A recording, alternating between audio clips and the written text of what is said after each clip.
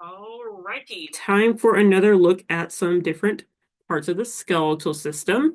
So we're going to be talking about the two different things we call girdles today. So again, get out your little notes. What it says girdles. Okay. Tut is here to assist today with the education. All right, so let's get into it. Do not. And now he's going to readjust. Perfect. They don't want to see your butt. They really don't. They don't. Okay, thank you. This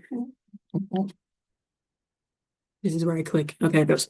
So remember we talked at the beginning of the skeletal system, we talked about appendicular and axial parts of the skeleton, right? Hopefully you remember which is which and what, goes together. Hopefully, she said. Okay, so these different things here are what we consider girdles. All right, so basically it's a ring of bones that are attaching appendages, so like arms and legs, to your axial skeleton. Remember, your axial is right along the midline, so like the middle of you-ish. And then the appendicular skeleton is going to be your appendages, appendicular appendages. Remember those things? So the way we have these appendages attached, okay, you're not going to last long. Get down, please.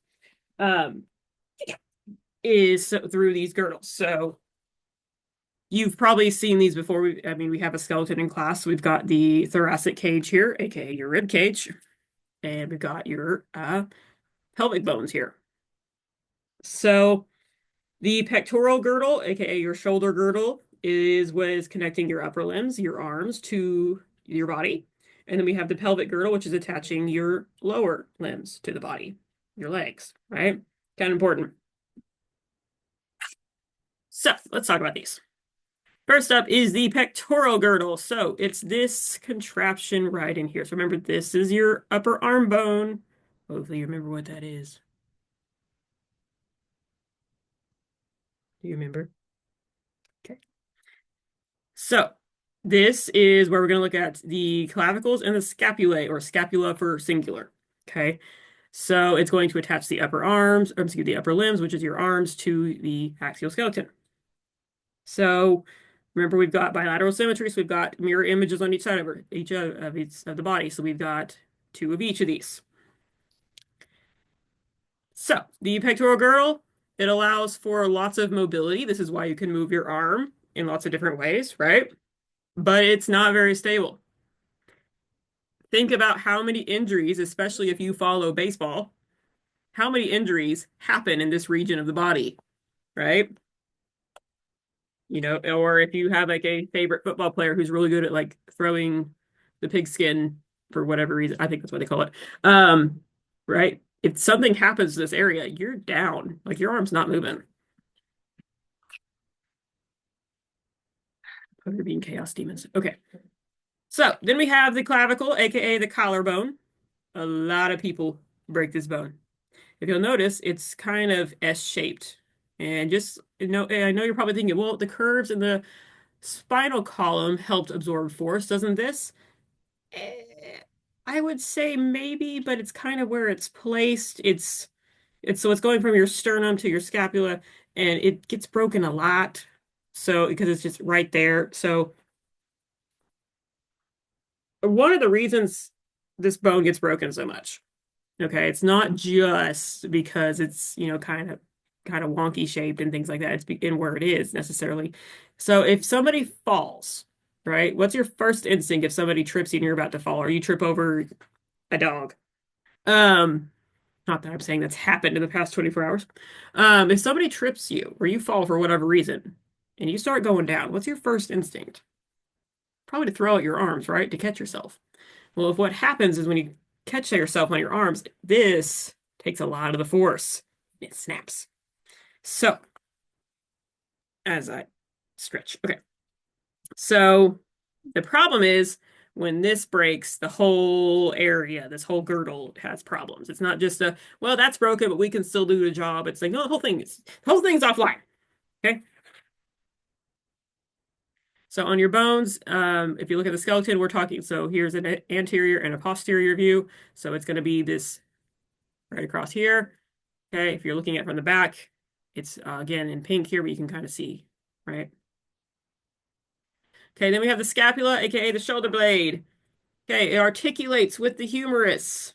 Remember, articulates means it's a joint, it moves, right? So it's articulating both with the humerus. So if you didn't remember, that upper arm bone, that's your humerus, okay, and your clavicles. That's what we just talked about, that S-shaped, very fragile bone right there. All right. And you can remember this one because it's got a very distinctive shape. Okay. It kind of looks like a shovel, which is kind of where the name origins come from. It kind of looks like a shovel. So think shovel and scapula, they both start with S, if that helps you. If you'll notice though, because it's flat and like larger surface area wise, that's a lot of good connections for muscles. Look at all these different muscles that connect to it. So if you see, so we break this one here, break the clavicle, the whole girdle is going to have issues, the whole situation. Okay. But you can see all the different muscles that attach here. So all these now muscles have to, kind of compensate for whatever injury there was or happened. Okay. I already said that. All right, and on this picture, so again, we talked about this one. Now we're looking at this one. I think that when you kind of look at just these pictures, not excluding the rest of the skeleton, it kind of looks like bat wings. You have bat wings. But no, you don't actually have wings. I'm sorry.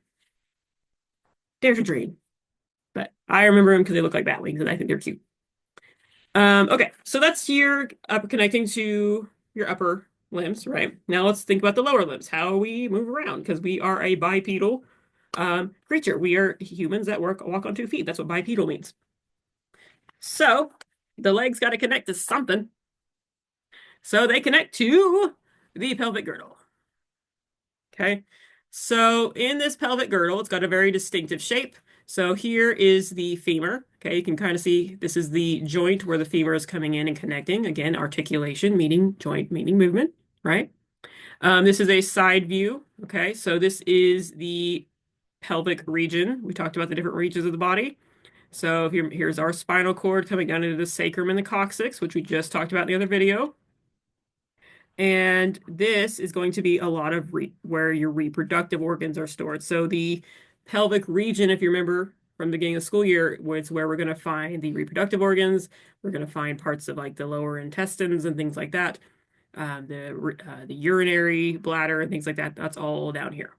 Okay.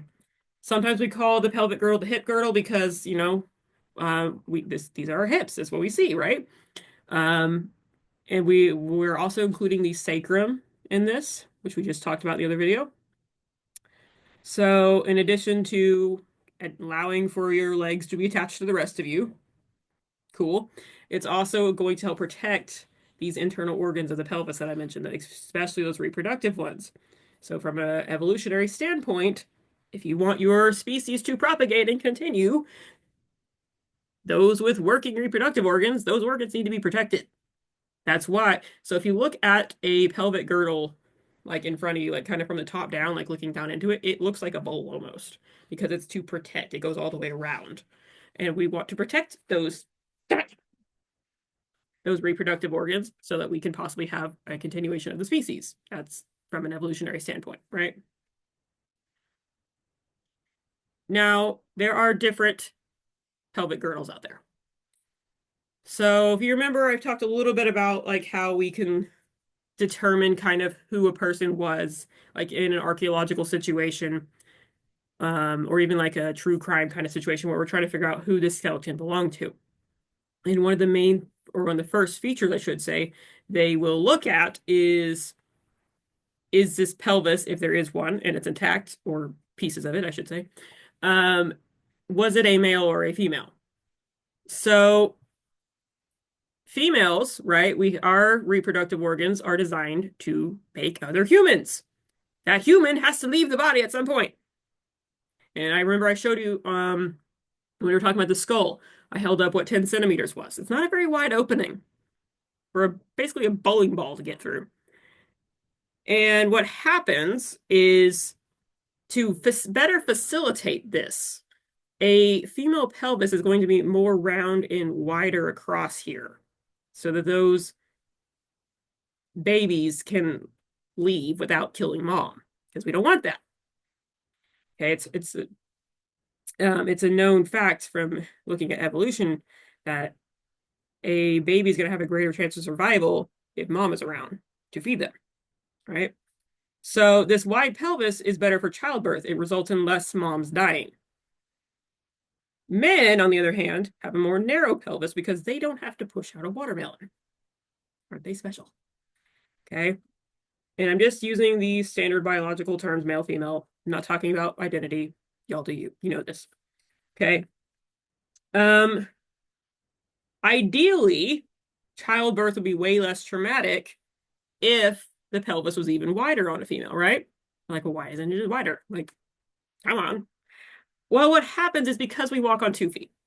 So there is a balance between your pelvic size and where your limbs attach to and how you walk.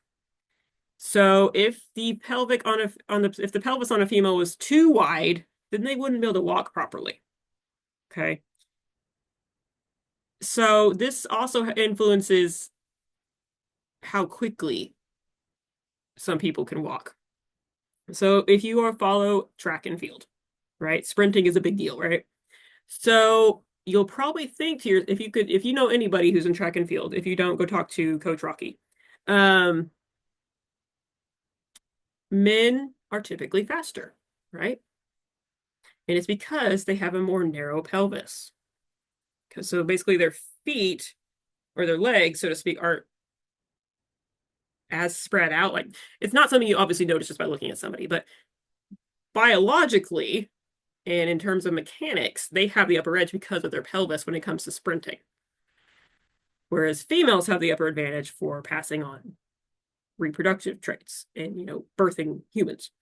So, kind of crazy. Um, if you ever get a chance, you should look up what the ideal human would look like if we had all the perfect evolutionary traits from like all the other different species, like large eyes, and we'd have like a pouch for smaller, like kind of like a kangaroo where the baby's very tiny and grows over time. It's wild to think about. But basically, if I go on an archaeological dig or I find a random skeleton in the woods, which I hope I never do, they're going to look at this pelvis and they're going to be like, okay, we're going to look and determine, is it a more narrow opening? Is it a wider opening that can help us figure out, was this person a male or a female? There are other sex differences in the skulls. There's other sex differences in height and, bone conditions and things like that. They're going to look at wear and tear on the skeleton. There's more than one factor they look at before they, pigeonhole someone and say they are this, right? And of course, especially for archaeology, they are going to look at what was found with them. Okay. What kind of clothing fibers, what were like full outfits found with them, because they're going to look at that as well in terms of who they found, when they were around, and what did they do, and all that good stuff. That's why archaeology is fascinating. I went on a tangent. I don't know where I was going. Okay, so the pelvic girdle, your hip bones or your coxal bones, there are multiple of them, as you can see by this lovely colored image, right? So first up, we have the sacrum, which we've talked about. Okay. See. Then we have the ilium. These are like your hips. Okay. This curvature here is called the iliac crest. That's one of the things they can also look at in determining if it's male or female on a pelvis. It's not just how wide across it is. There's subtle differences in the iliac crest and things like that. The first time I had to learn to identify those, it was terrible. Because it was hard. Okay. I'm not going to make you do that. Don't freak out. Then we have the pubis. Let's see these green sections here. Okay. So in the middle, we have a disc called the pubic symphysis. It is more cartilage, that fibrocartilage. So again, it absorbs some shock. It's kind of stretchy. It moves a little bit. Especially in females, this is going to help with the dilation process in childbirth. Okay. This is just an extra layer, an extra thing so that opening gets as wide as it can. Okay. Then we have the ischium. It would be the purple down here. So it's like basically like the bottom of the pelvic girdle at the bottom. Okay. This is one I always butcher the words of, so don't tell the Latin teacher. Okay. Acetabulum. Okay, so this is where the femur articulates. Remember, articulate means joint means movement, right? So this is where the femur is coming in and connecting. This is where we can have a joint for allowing for movement. I ran out of slides. Hey, I'm done. Okay, so that was real quick. For notes, just know what the girdles do, where to find them if they're axial, appendicular, things like that.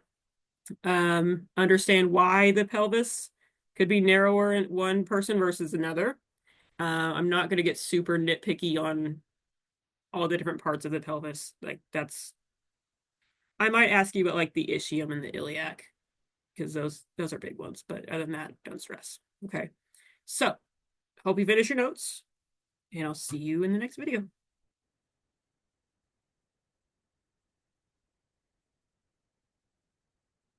Stop recording. Stop it.